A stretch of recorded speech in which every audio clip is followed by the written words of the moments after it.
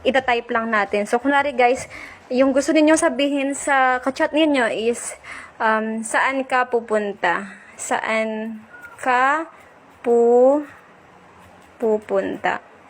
So, ayan guys, as you can see, diba? Yan yung tinatype ko. Pero, doon mismo sa typing natin, doon sa may messenger is, nag-English na siya. Ayan, where are you going? So, ayan guys, kita nyo ba yan? Ganun lang kadali. So, magtagalog ka lang dito kung ano na yung gusto mong sabihin. And, ayan, natatranslate na siya. So, ayan, sample pa tayo. Saan ka pupunta? Pumunta tayo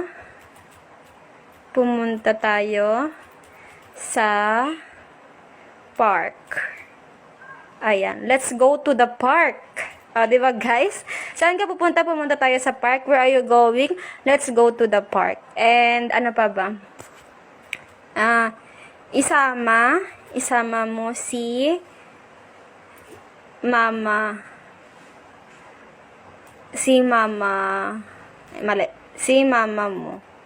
Ayan, include your mama mo and mga kapatid mo.